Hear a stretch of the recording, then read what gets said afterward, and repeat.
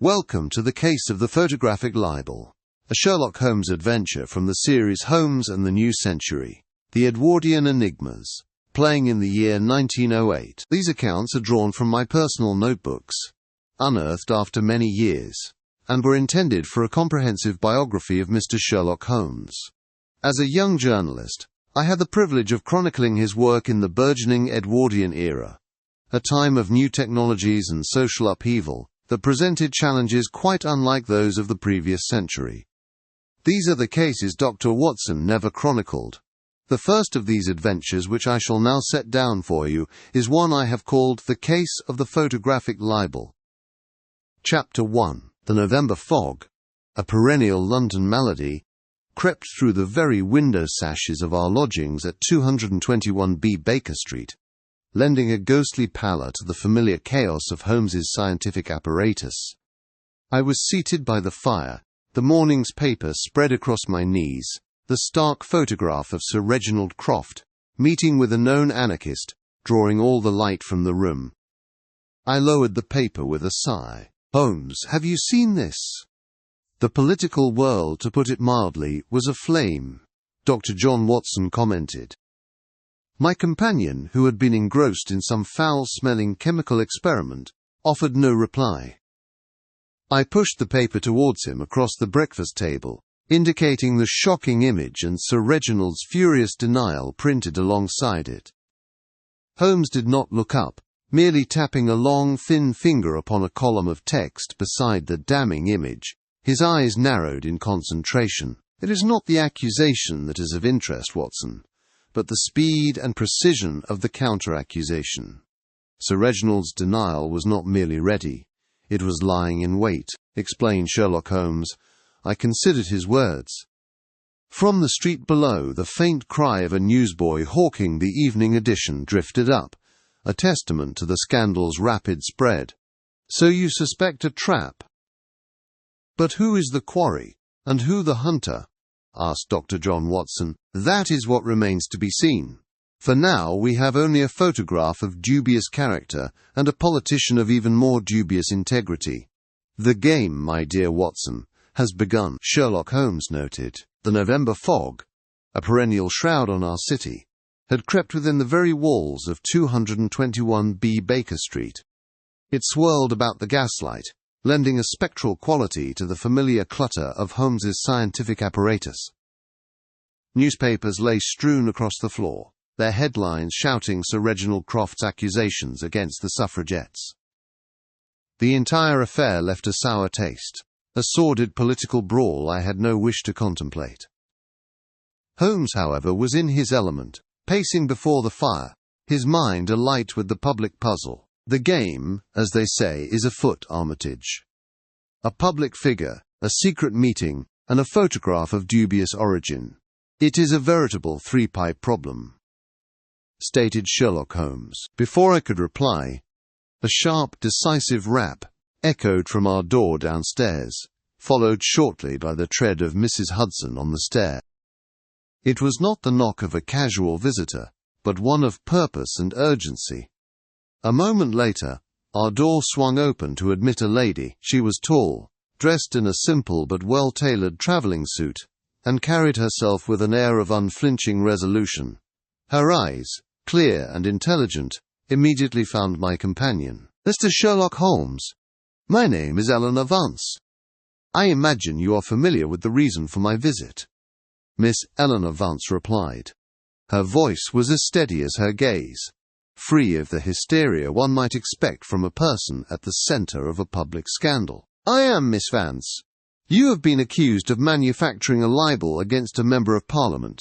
Pray be seated. The mud splatters on your left boot suggest you have come directly from the Embankment, where the recent rains have left the pavement in a dreadful state," Sherlock Holmes responded. She glanced down, a flicker of surprise crossing her features, before taking the chair Holmes indicated. Without preamble, she opened her handbag, retrieved a small, stiff piece of card, and placed it firmly on the table between us. It was the photograph. Even in the dim light, the image was shockingly clear. Sir Reginald Croft, his face a mask of conspiracy, leaned towards a man whose gaunt features and wild hair were infamous in continental anarchist circles. "This is a lie-given form, Mr. Holmes. My organization fights for its principles in the open, with debate and peaceful demonstration. We do not engage in blackmail or forgery. Sir Reginald knows this, yet he uses this fabrication to brand us as criminals and destroy our credibility. I have come to you because the police see only the accusation, not the injustice. I need you to prove this photograph is a fraud." Miss Eleanor Vance answered. Holmes picked up the card, holding it delicately by its edges. He did not study the image itself, but rather the woman who had brought it. His grey eyes were sharp and analytical. "Your passion is evident, Miss Vance, but passion does not constitute proof. Why should I, a private citizen, involve myself in a political squabble?" Sherlock Holmes noted. "Because it is not about politics, it is about the truth. I am told you have a singular appetite for it. We have little money, but we can offer a modest retainer. What we truly offer is a puzzle that has baffled Scotland Yard, and a chance to expose a lie that threatens to poison the public discourse," remarked Miss Eleanor Vance. Holmes placed the photograph back on the table. A slow smile touched his thin lips. He leaned back in his chair, placing his fingertips together in his characteristic manner. "The fee is of no consequence. The problem, however, is most intriguing. A lie, you say? Very well, Miss Vance. A falsehood is a flaw in the fabric of logic, and I abhor such imperfections. You may consider me engaged in your cause. I shall require this photograph and your complete confidence," Sherlock Holmes pointed out. A look of profound relief washed over Miss Vance's face. She gave a curt, grateful nod, and after a few brief exchanges, took her leave. The heavy silence that descended was broken only by the crackle of the fire and the distant, mournful cry of a foghorn on the Thames. Holmes stood, the photograph once more in his hand, his expression one of intense concentration. "Now then, Armitage. The stage is cleared of its players. Let us see what secrets this little piece of card is prepared to tell an observant eye," explained Sherlock Holmes. The click of the door closing behind Miss Vance seemed to release the tension that had filled our rooms at 221B Baker Street. The air, which had vibrated with her passionate indignation, settled into a familiar quiet, broken only by the hiss of the gas lamp and the steady drumming of rain against the window panes. For a long moment, Sherlock Holmes said nothing. He stood before the hearth, a tall, gaunt figure, outlined against the flickering firelight, his gaze fixed upon the scandalous photograph resting on the mantelpiece. "Armitage, your journalistic instincts may prove of some value. Come, lend me your eyes," Sherlock Holmes observed sharply. His voice, when it came, was low and resonant with a sudden, predatory focus. He carried the photograph to his chemical-stained work table, as if it were a delicate specimen. From a drawer he produced his large convex lens, and with the meticulous care of a surgeon, began his examination. I moved to stand behind him, watching as the glass travelled slowly over the faces of Sir Reginald Croft and the grim-looking anarchist, magnifying every grain and fibre of the paper. "It appears to be a perfectly rendered image. I confess I can see no obvious sign of trickery," Henry Armitage answered. "The most dangerous deceptions are those that appear perfect. The forger has been exceedingly clever, yet cleverness so often breeds a fatal overconfidence." Sherlock Holmes responded. He set aside the lens and swung the brass arm of his powerful microscope over the photograph. He adjusted the focus with a series of minute, precise turns, his brow furrowed in concentration. The silence stretched on, broken only by the soft, rhythmic tap of his fingernail against the table as he considered the image. Then, a low sound escaped his lips, a soft, satisfied exhalation. "Aha! There! Just as I suspected," observed Sherlock Holmes. He gestured for me to take his place at the eyepiece. I leaned forward, squinting into the circle of light. At first, I saw nothing but the magnified texture of the photograph. a grey, indistinct background behind Sir Reginald's shoulder. But as my eyes adjusted, I perceived what he had seen: a faint, almost ghostly mark. It was a subtle silver-grey smear, an anomaly on the emulsion that seemed to float within the very fabric of the image. "What is it? A flaw in the development process?" remarked Henry Armitage. "No, it is something far more significant. It is not on the photograph, Armitage. It is in it. This is not a flaw, but a ghost. The residue from a photographer's flash, captured on a reflective surface. Our forger, in his cleverness, has used a mirror to combine two separate exposures into one. He failed to account for the ghost left behind by the first. The police, with their cursory glances, saw only a blemish. They missed the clue that proves this entire affair is a fabrication," stated Sherlock Holmes. I looked again, and while I could now see the faint mark, its precise shape remained elusive to my eye. A ghostly form I could not define. Yet the discovery was undeniable. This single, overlooked detail was the first thread Holmes would pull to unravel the entire conspiracy. "A reflection of what, precisely?" Henry Armitage replied. "Patience. To know its nature now would be to leap past the most vital steps of the chase." He straightened up, his energetic mood returning, as he carefully placed the photograph into a protective folio. "It is enough to know that Miss Vance is vindicated. The image is a libel, just as she claimed. Now, our task shifts from the technical to the personal." Sherlock Holmes responded. He paced the length of the room once, his hands clasped behind his back. The distant clang of a tram bell sounded from the street below, a signal of the bustling world we were about to re-enter. "We have proven the weapon is false. We must now find the man who wields it. Tomorrow, Armitage, we shall call upon Sir Reginald Croft at the Houses of Parliament. I am most eager to observe the performance of a man who claims to be so grievously wronged," Sherlock Holmes said. The hansom cab deposited us before the grand and solemn edifice of the Houses of Parliament, its Gothic spires piercing a sky the colour of slate. Within its hallowed halls, the air itself seemed thick with whispered secrets and the weight of empire. A low, persistent murmur, the very sound of a nation governing itself, followed us through stone corridors until a clerk admitted us to the offices of Sir Reginald Croft.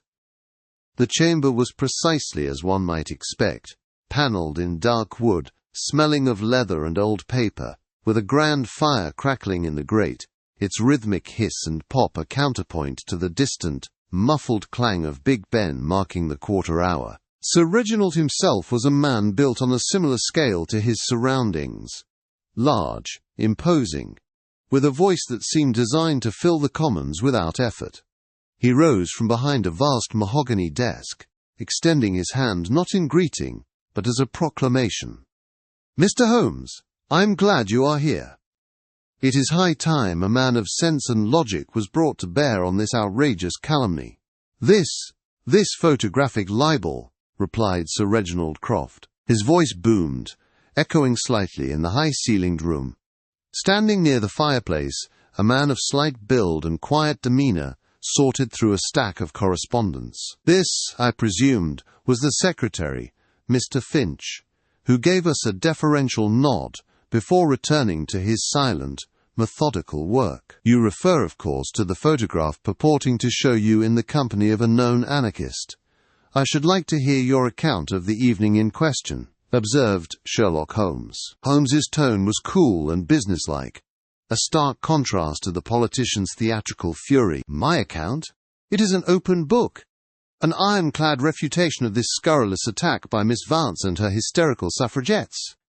On the evening of the 10th, from 7 until well past 11, I was dining at my club, the Parthenon. I was in the company of Lord Ashworth and Mr. Davies of the Foreign Office. We discussed the naval budget at great length. My secretary, Finch, can attest that he delivered papers to me there at 8:30 precisely." "Is that not so, Finch?" Sir Reginald Croft said. The secretary looked up, his expression unreadable. He spoke in a voice so soft it was nearly lost beneath the crackle of the fire. "That is correct, Sir Reginald. I delivered the Home Office dispatch to you in the smoking room. Lord Ashworth was present," responded Mr. Alistair Finch, as Croft continued his bombastic performance, pacing before the hearth and decrying the decay of public decency. I noticed Holmes's attention had drifted. His keen grey eyes, no longer fixed upon the orator, now rested upon the quiet secretary. He watched Finch's every economical movement, the precise way he trimmed a wick on an oil lamp, the silent manner in which his feet crossed the thick Persian rug, the meticulous alignment of papers on a side table, an intense scrutiny utterly lost on the self-absorbed baronet. "A most formidable alibi, Sir Reginald. You have left your opponents very little room for manoeuvre," Sherlock Holmes responded. "They have no room at all. It is a fabrication, root and branch. I expect you to prove it, Holmes, and expose these women for the public menace they are," Sir Reginald Croft said. Our interview concluded shortly thereafter, as we descended the great stone steps back into the damp London air. The sound of carriage wheels on wet pavement seemed to wash away the cloying certainty of Croft's office. "Well, Holmes, that seems rather conclusive. A man could not be in two places at once. Croft is insufferable, but his alibi appears unassailable," Dr. John Watson commented. Holmes hailed a passing cab, a thoughtful expression on his face. He did not look at me as he spoke, his gaze fixed instead on the bustling traffic of Westminster Bridge. "It is almost too unassailable, Watson. Like a fortress with no gate, it invites one to look for a secret passage. We have heard the lion's roar, a performance of practiced indignation. Now I think it is time we paid a visit to the supposed source of the plot. We shall see if the songbirds in their Bloomsbury cage possessed the talons for such a sophisticated attack." "To Miss Vance's headquarters, cabby," Sherlock Holmes said. Our hansom cab drew to a halt before a tall, respectable-looking townhouse in Bloomsbury, a building indistinguishable from its neighbours were it not for the curious energy that seemed to emanate from within.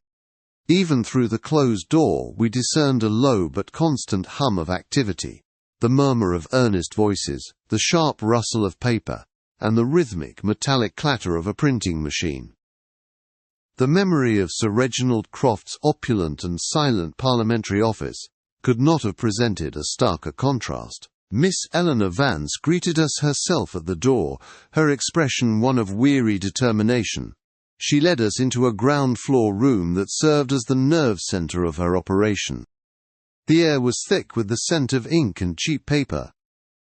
Every surface was besieged by teetering stacks of pamphlets and ledgers, and a half-dozen young women worked with fervent intensity, their fingers stained dark with ink from their labours.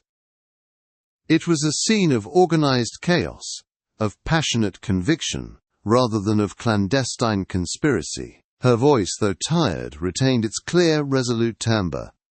"As you can see, Mr. Holmes, we are engaged in a war of words and ideas." "We have little time for anything else," responded Miss Eleanor Vance. Holmes did not reply immediately. His keen grey eyes swept the room, not with idle curiosity, but with the sharp, penetrating gaze of a scientist examining a specimen.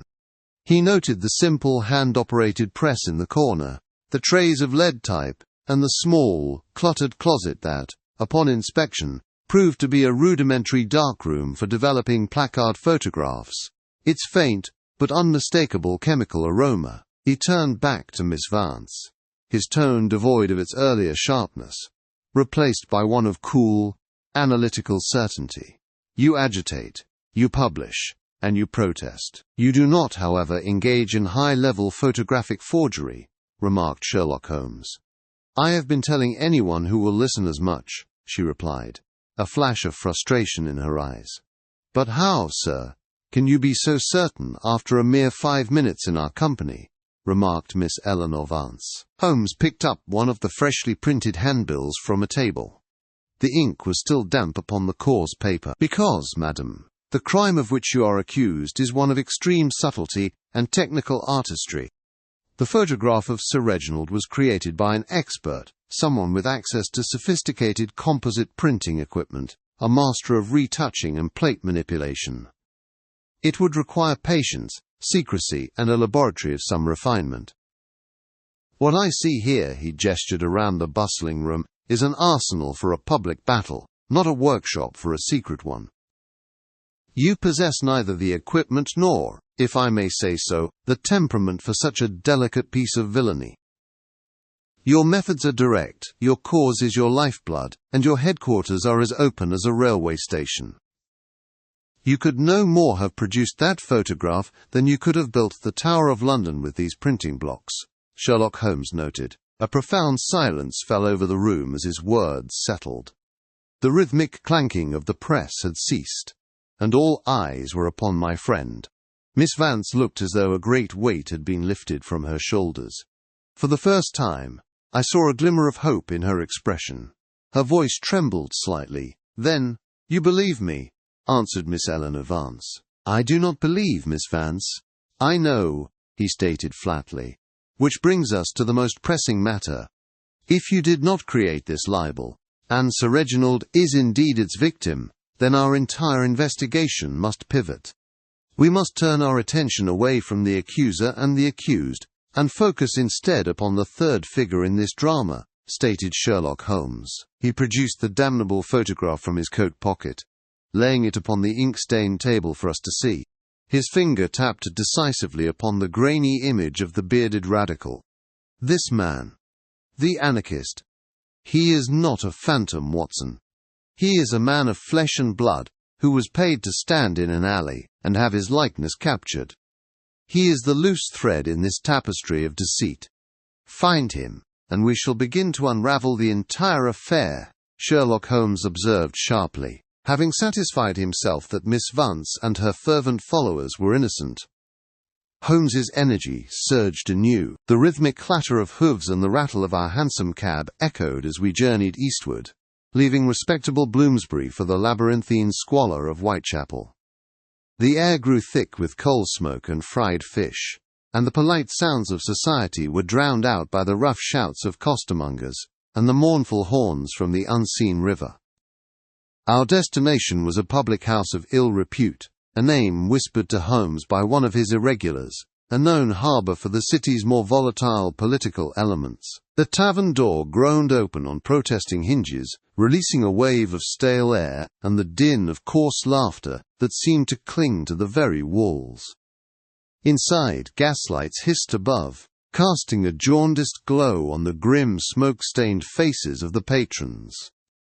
The low murmur of conversation was punctuated by the sharp, metallic clatter of tankards on wooden tables, a constant, jarring rhythm.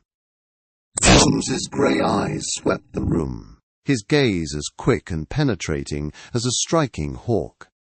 It did not take him long to find his quarry. Leaning close, his voice was a low murmur in my ear, a sharp instrument cutting cleanly through the dull roar of the tavern. "There, Watson, by the fire, pretending to read a radical pamphlet, the very man from the photograph." Sherlock Holmes responded. I followed his gaze to a powerfully built man, with a thick, untamed beard, and a sullen expression. He matched the anarchist in the scandalous photograph precisely. Our boots scraped softly on the sawdust-strewn floor as we approached his table. The man looked up, his eyes narrowing with suspicion, as he took in Holmes's tall, ascetic figure, and my own more conventional appearance. Holmes did not waste a moment on pleasantries. "I believe we have a mutual acquaintance in Sir Reginald Croft. I should like to discuss the circumstances of your recent photograph with him," Sherlock Holmes responded. The man slammed his tankard down with a crack that silenced the nearest conversations, the ale sloshing onto the grimy tabletop. His voice was a low growl, thick, with a contrived aggression. "Aye. And what of it? A man has a right to his political sympathies. If Sir Reginald's enemies wish to show him in the company he truly deserves, I'm not one to refuse. He and his kind are a blight," responded Finian O'Malley. Holmes smiled, a thin, humourless expression that I knew well. He leaned forward, placing his fingertips together. A commendable performance. Your commitment to the cause is almost convincing. However, a few details betray the theatrical nature of your role. In the photograph, your hands are those of a labourer, blackened with grime, calloused and raw, yet the hands I see before me, though large, are remarkably clean under the nails. Furthermore, your boots, whilst worn, have been recently polished, a detail which in my experience is quite out of character for a committed anarchist. Sherlock Holmes pointed out. The man's face paled beneath his beard. His bravado evaporated like mist, replaced by a sullen fear. He looked from Holmes to me, a cornered rat seeking an escape. Holmes continued, his tone hardening slightly. You were not meeting Sir Reginald. You were not even meeting a fellow revolutionary. You were merely paid to pose. The question is not why, but for how much, and by whom. Defeated, the man slumped in his chair. His voice, when it came, was a resentful mutter, stripped of all its earlier fire. All right, governor. No need to make a scene. A gent paid me 10 shillings. Said he needed a picture of a proper agitator for a pamphlet. Told me to stand in an alleyway and look menacing. That's all. I never saw no one else. Finian O'Malley replied. Holmes's voice was sharp now, demanding. This gentleman. What did he look like? And where was this alleyway? Sherlock Holmes pointed out. Couldn't see his face proper. He kept to the shadows. Tall, well-dressed, that's all I can say. The alley, it was in Chelsea. Not my usual part of town. It was right next to a photographer's shop, one with a big fancy mirror in the window, Finian O'Malley said. Holmes straightened up, his eyes gleaming with the thrill of the chase. He tossed a few coins onto the table, where they landed with a metallic clink that the hired radical snatched up with practiced speed.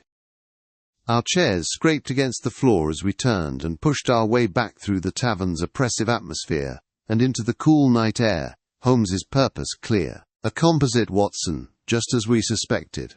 And our hired radical has given us the very stage upon which it was created.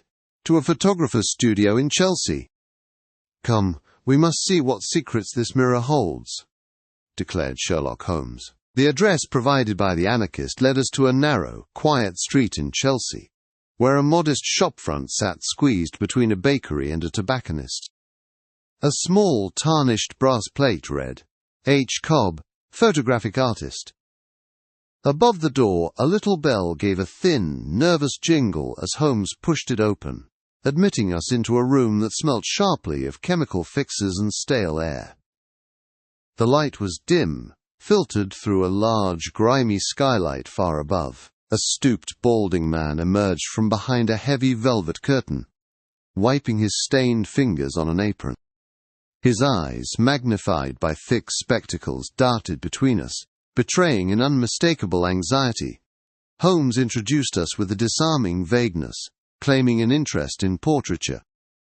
We were admiring your work, Mr. Cobb, in particular, a photograph taken in the alleyway behind this establishment. It featured a gentleman of a rather radical persuasion.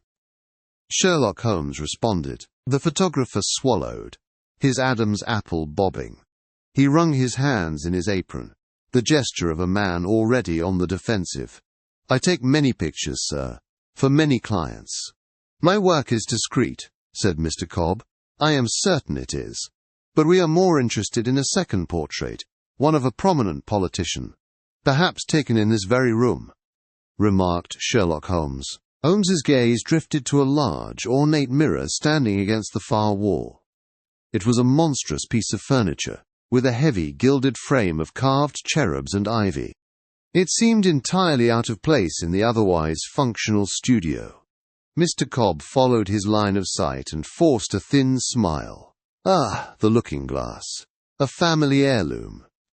It is a permanent fixture, gentlemen. Bolted to the very floor, you see. It provides a certain depth for my subjects, Mr. Cobb replied. Holmes said nothing but took 3 slow steps across the studio. The floorboards gave a low groan under his weight. He stopped before the mirror, not looking at his reflection but at the floor. He crouched down, his long, thin fingers tracing something on the dusty boards. "Bolted? Your heirloom must be a restless sleeper, Mr. Cobb, for here are 4 distinct scuff marks in the varnish, deep and fresh, and here a series of lighter scratches, indicating it was dragged, not lifted, into its current position. It has been moved, and quite recently," remarked Sherlock Holmes. The photographer's face, already pale, became ashen. His bluff had been called with such swift and irrefutable logic that all resistance seemed to drain from him. His voice, when he finally spoke, was a low, defeated murmur. "He paid me well, very well. He said his reputation depended upon my silence," Mr. Cobb said. "Then your freedom now depends upon your speech. Tell us everything," Sherlock Holmes observed sharply. The story tumbled out of him. A well-dressed gentleman, Mr. Alistair Finch, by his description, had commissioned 2 separate portraits. The first was of Sir Reginald Croft, seated in a chair. The second, a day later, was of the anarchist, standing. Finch's instructions had been most peculiar. He was to be paid double his usual fee, but on no account was he to move the large mirror between the 2 sittings. With the confession hanging in the stale, chemical-scented air, it seemed the matter was concluded. But while Cobb looked upon us with an air of defeated finality, Holmes's attention had already moved on. The photographer's story was merely a map, and Holmes was now searching for the physical proof. His gaze swept the floorboards, and near the spot where the anarchist must have stood, he stopped. He bent low, his hawk-like nose nearly touching the wood, and brushed his finger against its surface. "Curious. A faint, greyish-white residue. It has the texture of— ah, yes." He straightened up, a look of intense concentration on his face. A faint scent of burnt metal, a ghost of a smell, now seemed to hang in the air, though I had not noticed it until Holmes drew my attention to it. "What is it, Holmes?" "Ash?" Henry Armitage replied. "Magnesium powder. Armitage. The essential component for an indoor photographic flash. Our forger did not merely take a photograph. He created an entire illusion with light and shadow. The mechanics of this deception are now beyond my immediate expertise." "This is a matter for a specialist," explained Sherlock Holmes. He turned to me, his grey eyes alight with a new and urgent purpose. The game had shifted from the back alleys of London to the lecture halls of its scientific institutions. Your work as a journalist gives you access to the city's great minds. I require an authority on optics and photographic chemistry. Find me the cleverest man you know in that field, and bring him our puzzle. We need to understand how one can photograph a reflection, but not the man who casts it." Returning to Baker Street, we found the evening had descended with a thick, muffling fog that pressed against the window panes and deadened the city's sounds. The distant clatter of hooves on wet cobblestones was a phantom echo, swallowed by the gloom. Holmes, however, was impervious to the oppressive atmosphere. Indeed, the chill air seemed only to sharpen his focus. He paced before the crackling hearth, the photograph of Sir Reginald in hand, his brow furrowed not in confusion, but in the deepest concentration. "Armitage, your journalistic tenacity is required once more. Our photographer is a pawn, not a player. The secret lies not with the man, but within the method, the artifice itself." Sherlock Holmes observed sharply. His restless march ceased abruptly, the scuff of his leather shoe on the rug, the only sound to break the silence. He fixed the young journalist with a piercing gaze, and the firelight danced across his sharp features, casting them into a mask of severe intensity. "The British Library. You will find a Professor Quentin Davies there. He is the foremost authority in the city on the chemical eccentricities of the photographic arts. Do not speak of blackmail, or of Sir Reginald. Present it as a hypothetical problem. How might one capture 2 separate images that appear as one, utilizing a single, immovable mirror?" explained Sherlock Holmes. A hypothetical problem. "And what of the magnesium powder?" responded Henry Armitage. "Do not mention it. Let the professor arrive at his own conclusions. Go now. Watson and I shall await your report," deduced Sherlock Holmes. Armitage later recounted to us the scene at the great library. He found the professor in the cavernous reading room, a place where the air itself seemed heavy, with the scent of old paper and leather polish. A profound and echoing silence reigned, broken only by the dry rustle of turning pages and the occasional stifled cough. Professor Davies was a small, bird-like man, with spectacles perched precariously on his nose, his kinetic energy a stark contrast to the scholarly quietude. He greeted Armitage's query with infectious enthusiasm, his voice a conspiratorial whisper that somehow managed to cut through the hallowed stillness of the hall. "A splendid puzzle, my boy, a photographic chimera. The common mind would leap to composite printing, stitching two negatives together. Clumsy. The seams are always detectable under a good lens. Or perhaps retouching the plate. An artist's work, not a scientist's. No, for your problem, the mirror is the key," Professor Quentin Davies replied. The professor slammed a heavy, leather-bound treatise onto the table. The resounding thud sent a small puff of dust into the air, and made a nearby scholar jump with a startled hiss. He then flipped through the brittle pages with a sharp, papery rush. "So it is possible," said Henry Armitage. "Possible? My dear fellow, with the right chemistry, it is elementary. Consider this.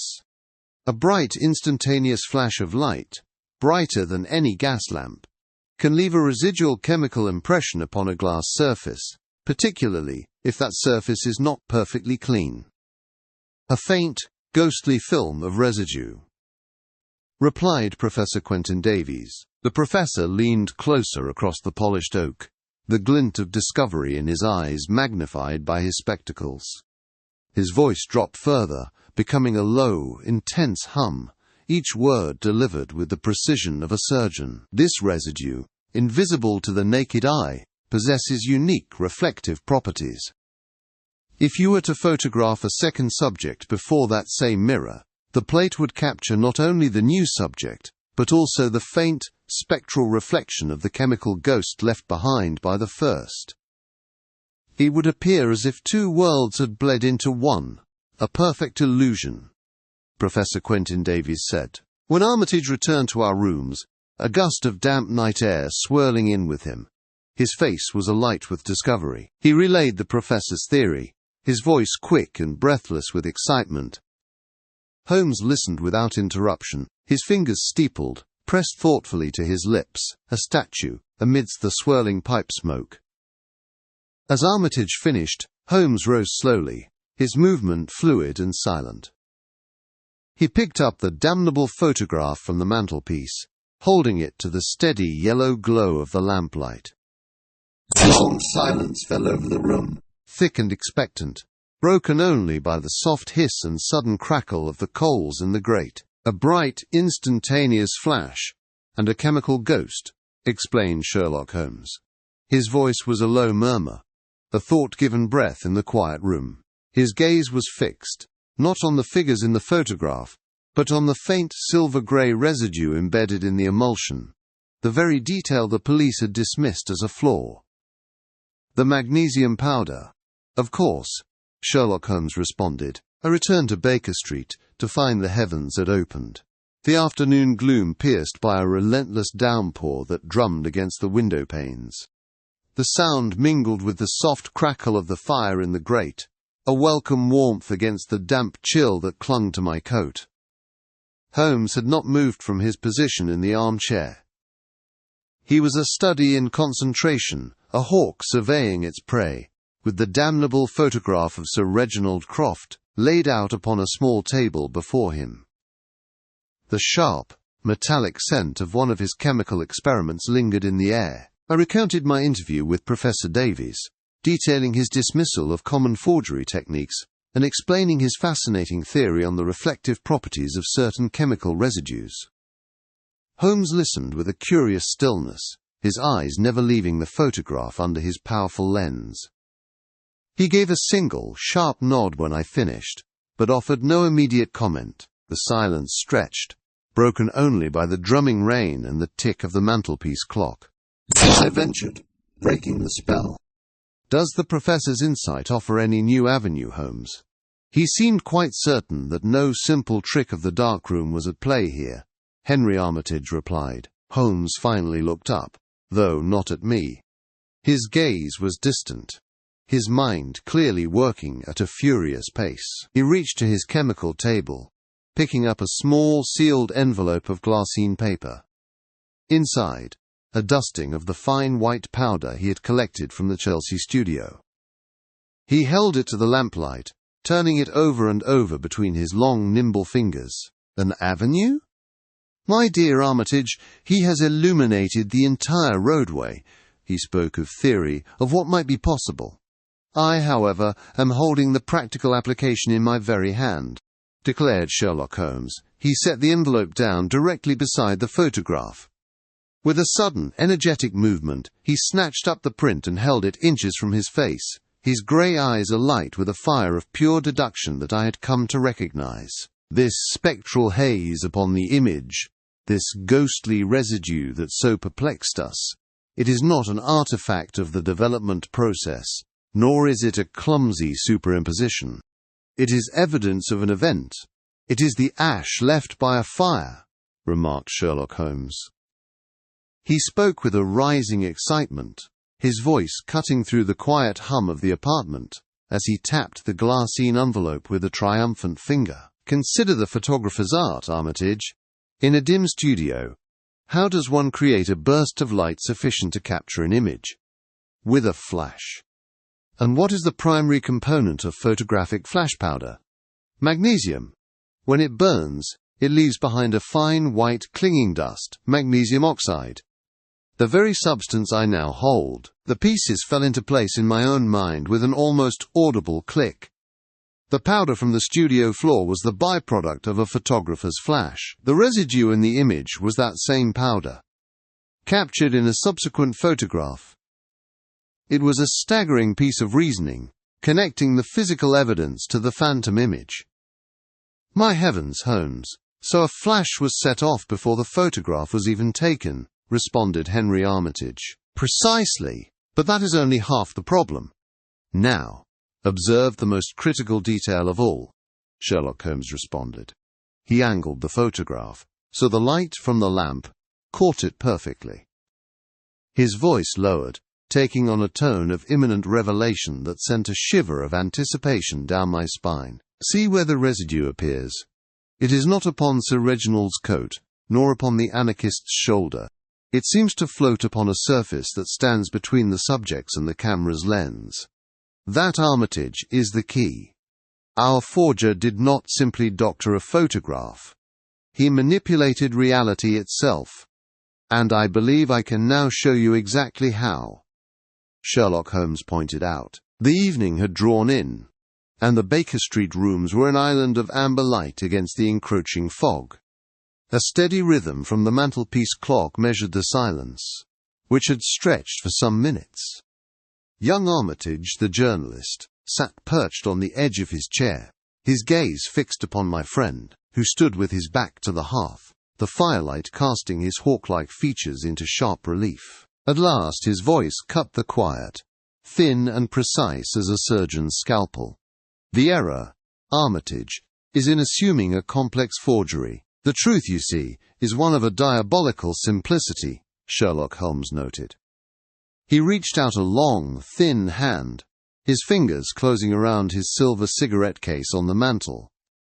He polished the gleaming metal for a moment upon his sleeve, before setting it down with a soft, deliberate click. "Let this case represent the large mirror we know to have been present in that Chelsea studio. It is clean, reflective, and impartial. Now," stated Sherlock Holmes. He lifted his briar pipe. "This shall be Sir Reginald Croft, posing for his portrait." The photographer ignites his magnesium flash. "A brilliant, instantaneous flare of light," declared Sherlock Holmes. He paused, allowing the image to form in our minds. Outside, the lonely clatter of a hansome's hooves on wet cobblestones faded into the distance. Armitage's voice was a low murmur of concentration. "And this flash leaves behind the fine white powder you discovered, the magnesium oxide," answered Henry Armitage. "Precisely. The bulk of it disperses as smoke, but a fine, almost imperceptible film of this oxide dust settles upon every surface. Crucially, it settles upon the mirror.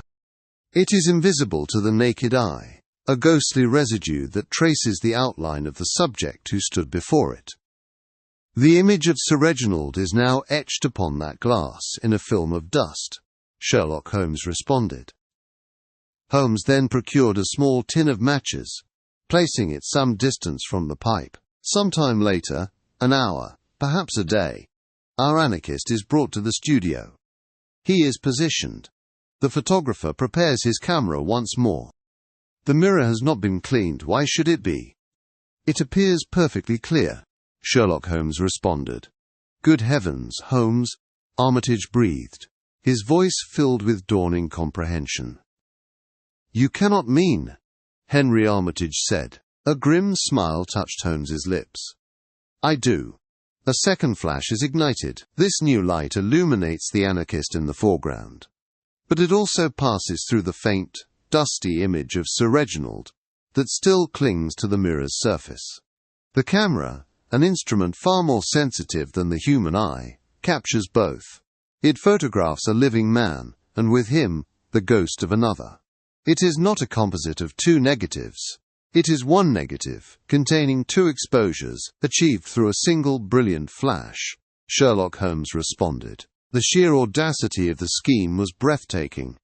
It was not a matter of scissors and paste, but of chemistry and light. The clock on the mantel seemed to tick louder now, each second a hammer blow of revelation. "The mirror deception," he whispered. "Then all that remains is to identify the photographer with such a cunning mind," responded Henry Armitage. Holmes's eyes glittered, his languor replaced by a sudden, predatory energy. "The mind is one thing, Armitage, but the opportunity is another. The culprit is someone with intimate access to Sir Reginald, someone who could arrange his portrait session, someone who nursed a hidden, burning grievance." He strode to the writing desk. A mind so proud of its own cleverness cannot resist a challenge.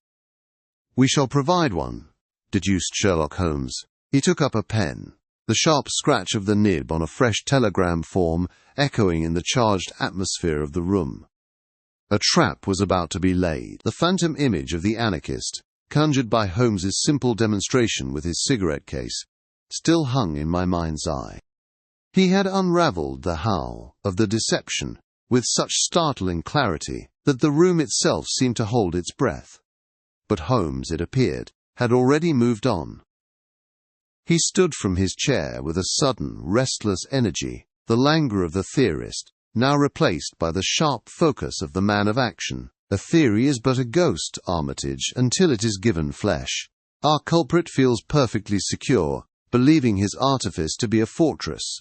We must now introduce a battering ram of panic," Sherlock Holmes noted. He strode to the small writing desk by the window, the floorboards groaning faintly under his weight. Dipping a pen into the inkwell, he began to write upon a telegraph form, his hand moving with a swift and spidery precision.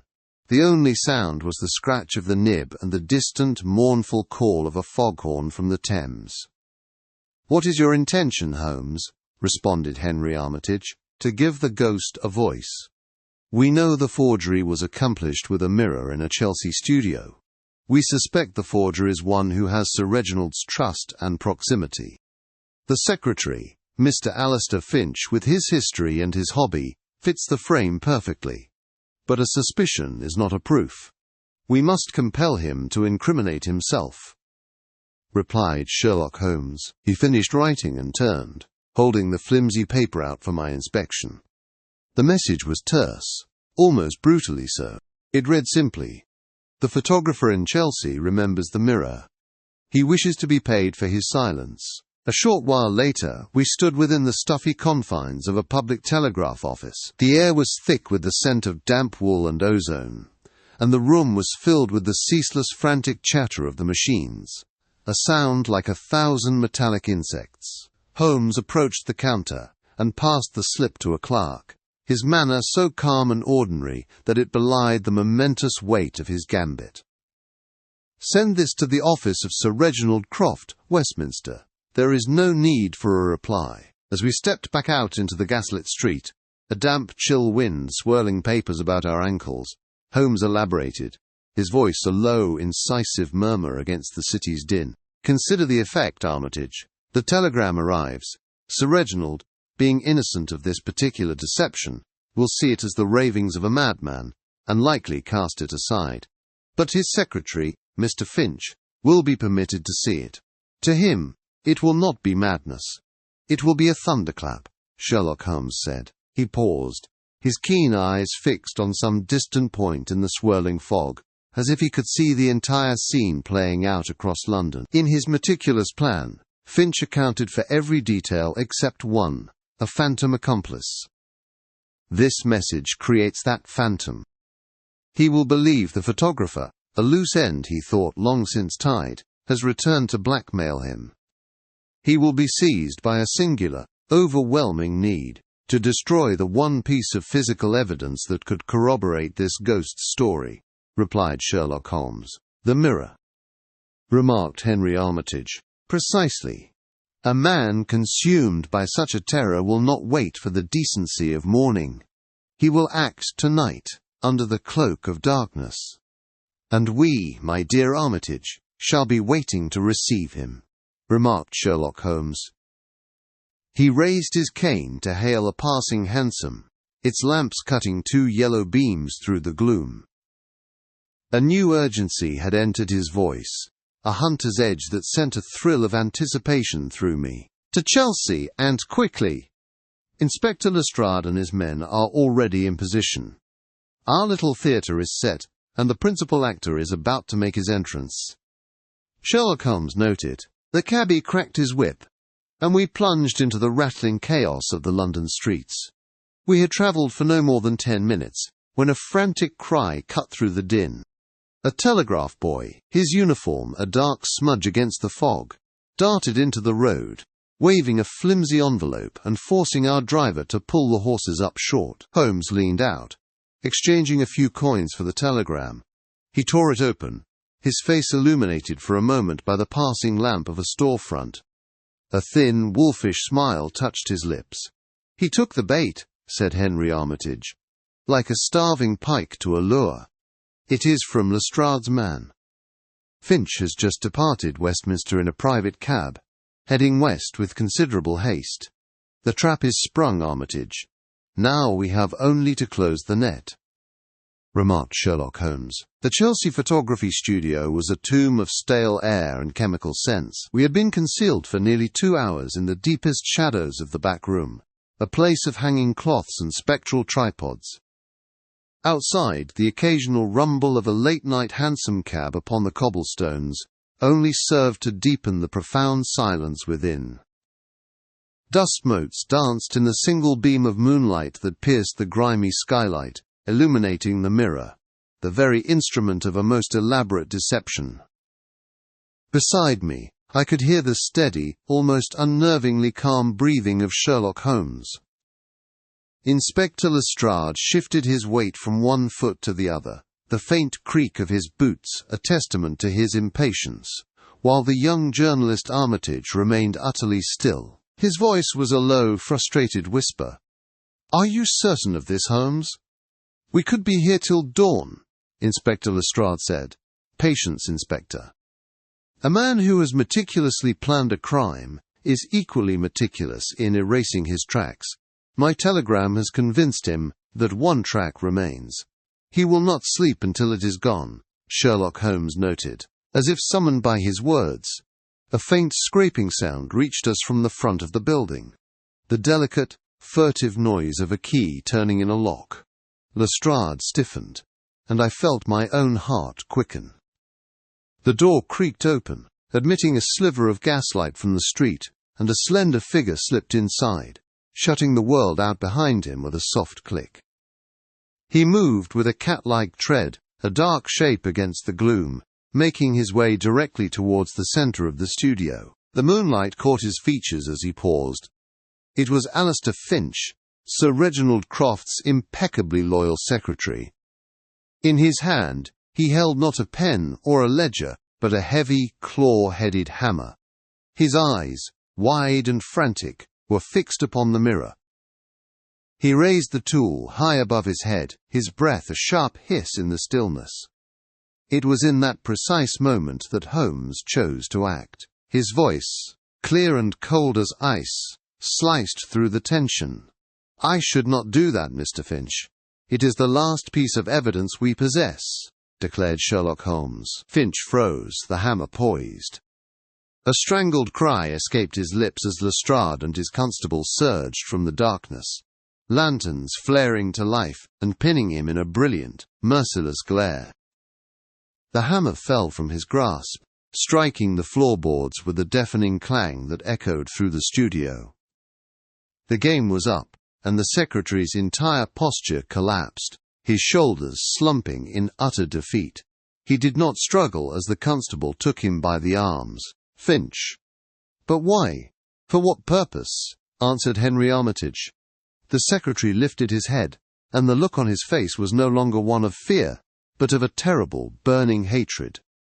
His voice, when he spoke, was raw, heavy, with a lifetime of grievance. "For my father.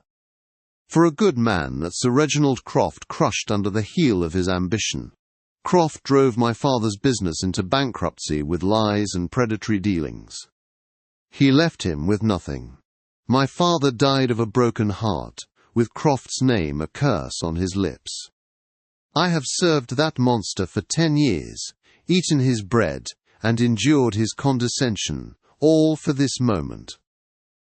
"All to see him ruined as he ruined us," answered Mr. Alistair Finch. His confession poured out of him, a torrent of pain and vengeful pride. He explained the careful superimposition of images, his amateur skill with a camera now bent to a singular, destructive purpose. When he was finished, a heavy silence fell once more, broken only by the man's ragged breathing. Lestrade simply nodded to his man, and Alistair Finch was led away into the night, his long-nurtured plot shattered in an instant. "Well, Holmes, you have certainly untangled this knot.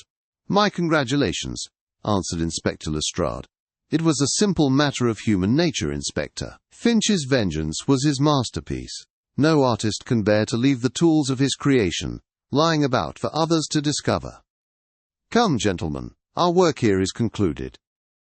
I believe Miss Vance is owed an explanation, and Sir Reginald Croft is about to face an exposure of a kind he never anticipated," stated Sherlock Holmes. As we stepped out into the cool Chelsea air, the first hints of dawn were touching the London sky. The immediate danger was past, but I knew, as did Holmes, that the true consequences of this night's work were only just beginning to unfold across London. The great storm of the case had passed, leaving in its wake the profound calm that so often follows intense exertion. Here, in the familiar warmth of our lodgings at 221B Baker Street, the only sounds were the soft crackle of the hearth fire and the distant, muffled clatter of a hansom cab upon the wet cobblestones below. A fine mist clung to the window panes, blurring the city's gaslights into hazy stars. Seated opposite us was Miss Eleanor Vance. The tension that had for days etched sharp lines upon her face was now smoothed away, replaced by an expression of deep and quiet relief. "I confess, Mr. Holmes, I still find it difficult to grasp the entirety of it. To be so publicly accused, and then so thoroughly vindicated." "The papers this morning sing a very different tune," Miss Eleanor Vance replied. Her voice, though steady, held a note of profound gratitude. Holmes, who had been leaning back in his armchair with his fingertips pressed together, opened his eyes. "Vindication, Miss Vance, is merely the truth asserting itself against falsehood. The mechanism of its discovery is often less complex than the web of lies it must unravel. In this instance the web was woven by a most patient and underestimated spider," replied Sherlock Holmes. He rose and stood before the fire, his tall, spare figure casting a long, dancing shadow against the wall. It was not Finch's access to Sir Reginald that first drew my full attention, but rather his hands. When we first met him in Sir Reginald's study, I noted the faint, almost imperceptible silver nitrate stains upon the cuticle of his right forefinger. To you, it was nothing. To me, it was the subtle but unmistakable mark of an amateur photographer, one who is not always as meticulous as a professional. I cast my mind back to that initial meeting, and marvelled, as I so often did, at the critical detail my own senses had so completely failed to register. From that small seed of observation the rest grew quite logically. A man with the technical skill, a hidden motive, the utter ruin of his father by Croft, a fact easily unearthed from old financial papers, and a burning desire not for money but for a more poetic justice. He sought utter destruction.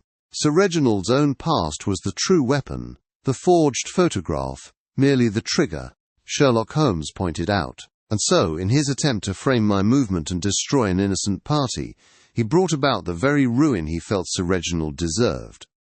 "The irony is quite complete," responded Miss Eleanor Vance. "Justice possesses a keen sense of irony, madam. Sir Reginald was not ultimately destroyed by Finch's lie, but by the truth his actions brought to light. He built his career upon a foundation of ruthlessness, and the son of one of his victims simply exposed the cracks until the entire edifice came crashing down." Deduced Sherlock Holmes. A comfortable silence fell upon the room, punctuated only by the soft hiss of the gaslight and the settling of coals in the grate. The great, sprawling city outside, with its endless intrigues, seemed for a moment a world away. "It is a fascinating new age we are entering, Watson, one in which a box of wood and glass, a device intended to capture reality with unimpeachable honesty, can be fashioned into the most potent of liars. The camera does not lie, they say. A foolish axiom. The camera only sees what it is shown.